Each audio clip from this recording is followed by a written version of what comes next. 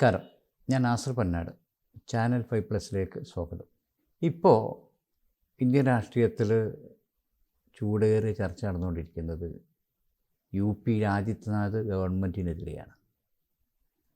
ആദിത്യനാഥിനെതിരെ നരേന്ദ്രമോദിയുടെ പടയൊരുക്കം എന്ന രീതിയിലാണ് പല മീഡിയകളും പ്രചരണം നടത്തുന്നത്. ഇതിൻ്റെ വസ്തുതയിലേക്കാണ് നമ്മളിന്ന് വിരൽ ചൂണ്ടുന്നത്.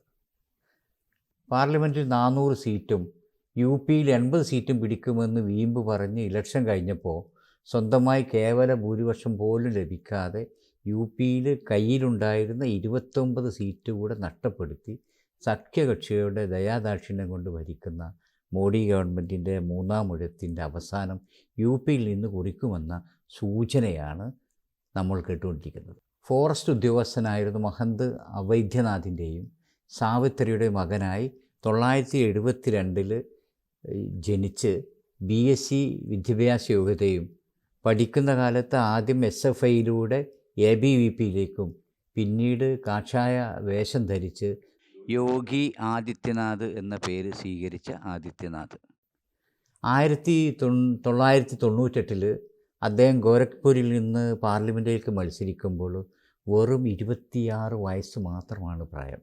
5 തവണ തുടർച്ചയായി ഗോരഖ്പൂരിൽ നിന്ന് അദ്ദേഹം പാർലമെൻറ്റിലേക്ക് തിരഞ്ഞെടുക്കുകയും ചെയ്തു. UP ഭരണം BJPക്ക് ലഭിച്ചപ്പോൾ മുഖ്യമന്ത്രി സ്ഥാനത്തേക്ക് പറഞ്ഞു കേട്ടിരുന്നത് കേശവ പ്രസാദ് മൗര്യയുടെ പേരായിരുന്നു. അദ്ദേഹം അതിനായി കോട്ടും കുപ്പായവും ഒക്കെ തുന്നി കാത്തിരുന്നു. എന്നാൽ അവരൊക്കെ മലർത്തിയടിച്ച് നരേന്ദ്രമോദി കെട്ടിയിറക്കിയതാണ് യോഗി ആദിത്യനാഥിനെ. മൗര്യയ്ക്ക് കാര്യമായി ഒന്നും ചെയ്യാനില്ലാത്ത ഒരു ഉപമുഖ്യമന്ത്രി സ്ഥാനം കൊണ്ട് തൃപ്തിപ്പെടേണ്ടി വന്നു. അവിടെ നിന്ന് അങ്ങോട്ട് UPയിലെ ചോദ്യം ചെയ്യപ്പെടാത്ത നേതാവായി മാറി ആദിത്യനാഥ്. ഒരു വേള യോഗിയുടെ പ്രശസ്തി മോദിയോടൊപ്പം ചിലപ്പോൾ അതിലധികമായി വളർന്നു. ഇന്ത്യയിലെ ഒട്ടുമിക്ക സംസ്ഥാനങ്ങളിലും ഇലക്ഷൻ പ്രചരണത്തിൽ BJPയുടെ സ്റ്റാർ പ്രചാരകനായി ആദിത്യനാഥ് മാറി. മാത്രമല്ല UPയിൽ ന്യൂനപക്ഷങ്ങൾക്കും പിന്നോക്കക്കാർക്കും എതിരെയുള്ള അക്രമങ്ങൾ ഒഴിച്ചു നിർത്തിയാൽ ഭൂപ്രഭുക്കന്മാരെയും ഗുണ്ടാ തലവന്മാരെയും ഒക്കെ വരച്ച വരയിൽ നിർത്താനും താരതമ്യേന അഴിമതി രഹിതമായ ഒരു ഭരണം കാഴ്ചവെക്കാനും അടിസ്ഥാന സൗകര്യ വികസന രംഗത്ത് കാര്യമായ പുരോഗതി കൈവരിക്കാനും ആദിത്യനാഥിന് കഴിഞ്ഞു. കഴിഞ്ഞ പാർലമെൻറ്റ് തെരഞ്ഞെടുപ്പിൽ നിലവിലുള്ള 35 MPമാരെ ഒരു കാരണവശാലും തുടർന്ന് മത്സരിപ്പിക്കരുതെന്ന് അദ്ദേഹം കേന്ദ്ര നേതൃത്വത്തോട് ആവശ്യപ്പെട്ടു.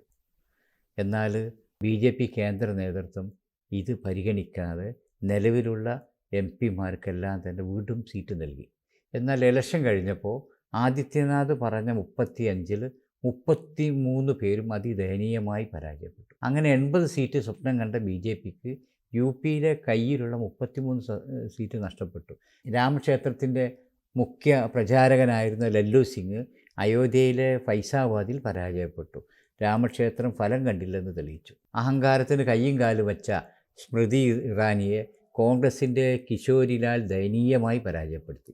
രാഹുൽ ഗാന്ധി 3,90,000 പരം വോട്ടിൻ്റെ ഭൂരിപക്ഷത്തിന് റായ്ബറേലിയിൽ നിന്ന് മിന്നുന്ന ഭൂരിപക്ഷം കാഴ്ചവെച്ചപ്പോൾ 2019 4,80,000 ഭൂരിപക്ഷം അത് 7 ലക്ഷമാക്കുമെന്ന് വീമ്പ് പറഞ്ഞിരുന്ന നരേന്ദ്രമോദിയുടെ ഭൂരിപക്ഷം 1/3 കുറഞ്ഞ് 1,52,513 മാറി.